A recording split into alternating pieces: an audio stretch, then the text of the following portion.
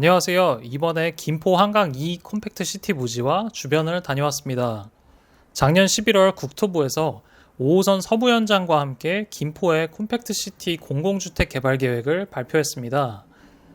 컴팩트 시티라는 용어는 우리나라에서 아직 낯선 용어인데 주거, 상업, 서비스 등의 기능을 도심 내에서 집약적으로 개발하는 방식으로 고밀도 개발, 대중교통 중심, 토지 이용의 혼합화, 기개발지 우선 활용을 통한 도시 주변부의 자연을 보전한다는 골자를 가지고 있습니다.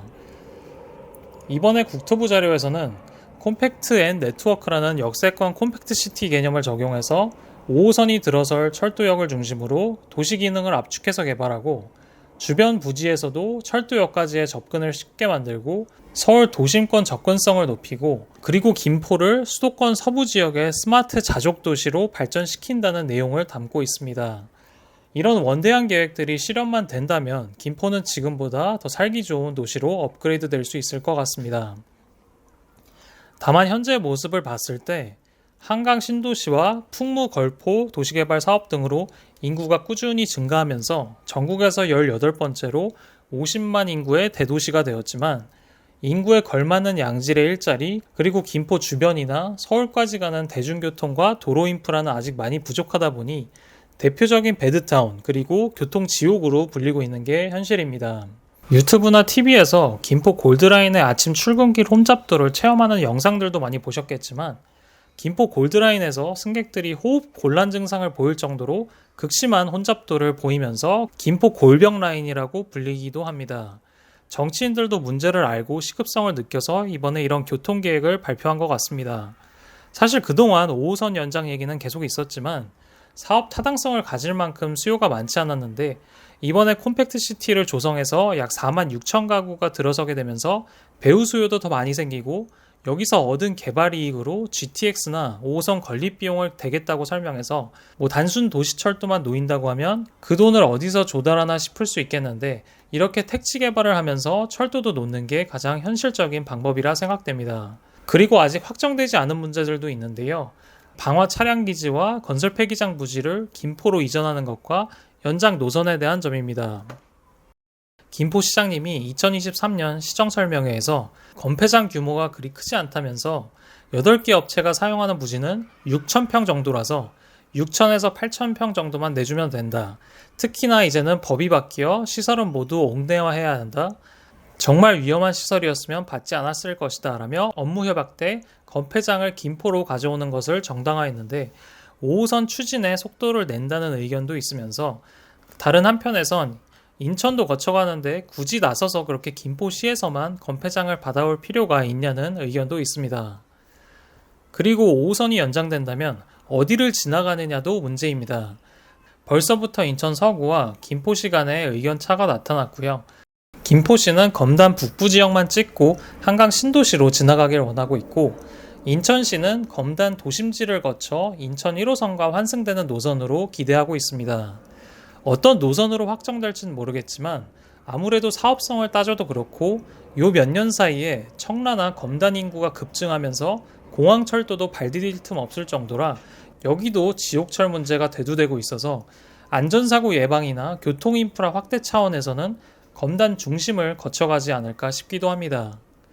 그리고 어떤 분들은 5호선이 어느 노선으로 확정되던 풍무역은 영향을 받지 않기 때문에 풍무역은 더블 역세권 효과를 누릴 것으로 보는데 솔직히 이게 말이 더블 역세권이지 다시 김포공항역에서 만나기 때문에 5호선을 타기 위해 김포공항역에 내려서 갈아타지 않는다는 점에서 의미가 있어 보입니다. 그리고 5호선 연장선은 김포 한강 신도시 중에 장기역을 통과해 콤팩트 시티로 이어지는 걸로 나와 있는데 이 두 곳에는 호재로 보여지지만 5호선이 골드라인보다 서울까지 더 빨리 갈 수 있을지도 두고 봐야 하기 때문에 구례 마산동이나 운양동 쪽에서는 GTX 정도가 들어서야 자주 이용할 수 있을 것으로 보이고 그것도 GTX가 부천을 가는 것보다 강남 쪽으로 가는 경우 그럴 것 같고 아무래도 지금의 혼잡도를 분산시키는 데 의미가 있을 걸로 보여집니다. 다만 이 모든 게 잘 진행됐을 경우에는 아름다워 보이지, 최근 부동산 하락장 때 분위기가 급격히 식으면서 한때 높은 청약 경쟁률을 기록했던 수도권 외곽 지역도 시행사에서 분양을 미루거나 청약 경쟁률이 저조한 상황이 펼쳐졌고, 그리고 서울 주요 지역들의 재건축 재개발 정비 계획들이 전보다 더 빨리 진행된다면 수도권 외곽 지역이 인기를 얻기까지는 오랜 시간이 걸릴 수도 있을 것 같습니다. 요즘 같은 시기에 3기 신도시 얘기는 거의 조용해졌죠. 국토부와 LH가 나서서 개발을 2033년까지 하겠다고 했으니 진행될 가능성은 높지만 시기가 미뤄지는 건 많이 있었기 때문에 잘 지켜봐야 할 것 같습니다. 이번에 컴팩트시티 부지 내에 있는 부동산에서 들었는데, 성모리와 누산리 지역도 예전에 한강 신도시 택지에 포함되어 있었다가 국방부에서 군부대 이전 반대로 인해서 이곳만 빼고 김포 한강 신도시가 개발됐다고 합니다. 안 그래도 여기만 빼놓고 개발돼서 동네 간에 단절된 느낌이 굉장히 강합니다. 원주민분들은 주변이 다 개발되고 이곳만 덩그러니 놓여 있어서 언젠가는 다시 개발 발표가 날 거라고 생각은 했지만 이번에 생각보다 빨리 발표가 났다고 하고, 그리고 예전에 한번 추진을 했던 곳이었기 때문에 이번에는 그래도 진행이 되지 않을까 싶은 생각도 있다고 합니다. 다만 그때 당시에는 인구가 많지 않아서 땅의 가치가 그렇게 높지 않았다면 이제는 양쪽에 신도시를 끼고 있는 지역이다 보니까 가치가 예전보다 높아졌기 때문에 나중에 보상 문제도 그렇고 분양도 과연 한강 신도시 시세보다 저렴하게 할 수 있을까 싶은 생각도 듭니다. 한번 와보시면 알겠지만 차량 이동이 어마어마한 동네고 맛집도 꽤 있어서 장사가 잘 된다고 하네요. 입지도 좋아지면서 단지형 단독주택들도 많이 들어섰습니다. 내년 중순에 지구 지정을 하고 순차적으로 진행해 2033년까지 준공할 예정이라고 합니다. 그리고 이번에 컴팩트시티를 거점으로 업무지구까지 조성될 거라고 하는데 이 부분은 사실 경계하면서 봐야 할 것 같습니다. 예전에 김포 한강 신도시 조성을 할 때도 베드타운으로 만들 계획이 아니라 이때도 ITBT 업체들이 들어서는 자족도시로 만든다는 포부로 진행을 했는데 지금은 사실 누구나 베드타운 도시란 걸 알 수 있습니다. 물론 자동차 부품이나 주방 설비 공장 같은 곳들이 양촌, 통진, 대곡 같은 곳에 많이 있지만 지금 사람들이 좋다고 하는 일자리들은 반도체, 바이오, IT 같은 첨단 분야의 업종입니다. 판교나 용인이 뜨는 이유도 그런 업종들을 유치했기 때문이고요. 지금 김포에 판교 같은 기업들을 유치할 수 있을지를 보면 쉽지 않아 보입니다.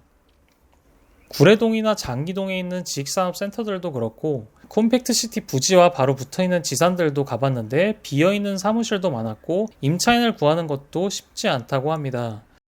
최근에 구례동에서 입주를 시작한 한 지식산업센터에 전용 30평 전후의 사무실 월세가 60만원에서 100만원대로 형성되어 있습니다. 매매 같은 경우도 지금은 분양가 대비 마이너스 피가 많이 나와 있었습니다.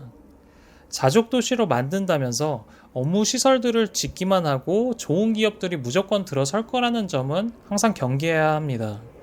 지금 상황에서 봤을 땐 컴팩트시티가 조성되면 강서구 그리고 인천 일부 업체들이 들어오고 나머지는 거의 김포 지역 안에 있는 중소규모 업체들로 채워지는 형태로 가지 않을까 생각됩니다. 컴팩트시티와 맞닿아 있는 양촌의 아파트 단지들도 다녀왔는데 거래량만 아주 살짝 살아난 느낌이었는데 이건 수도권에서 있는 현상과 비슷해 보이고 또 인천의 입주 영향도 있기도 해서 김포 전체가 지금은 어려운 시기라 그런지 컴팩트시티 호재가 주변 아파트 시세를 끌어올린다 이런 느낌은 없었습니다. 한 지역의 호재는 보통 토지 시장에 영향을 준다고 생각하는데 이번에 용인 반도체 클러스터 발표가 나면서 용인 한숲시티가 1억이 올랐을 때 신기하면서도 혹시 다른 곳도 그럴지 싶어 문의해봤던 건데 용인 한숲시티가 보여줬던 그런 분위기는 여기서 느낄 수 없었습니다. 물론 용인 반도체 클러스터와 콤팩트시티는 성격 자체가 조금 다른 부분도 있고 그리고 발표 시기도 콤팩트시티는 부동산 분위기가 거의 최악을 찍고 있었던 작년 11월이었고 남사읍 반도체 국가산단은 올 3월에 발표를 해서 이런 점들은 어느 정도 감안을 하고 봐야 할 것 같습니다. 이번에 김포 컴팩트시티 지구가 조성되면서 그 주변의 부동산 시장의 분위기는 어떤지 궁금해서 한번 찾아와 봤는데 이렇게 도시와 도시 사이에 있는 지역들은 개발 압력이 상당히 강하다는 점을 다시 한번 느끼고 돌아왔습니다. 다음에 더 좋은 정보와 영상으로 찾아뵙겠습니다. 감사합니다.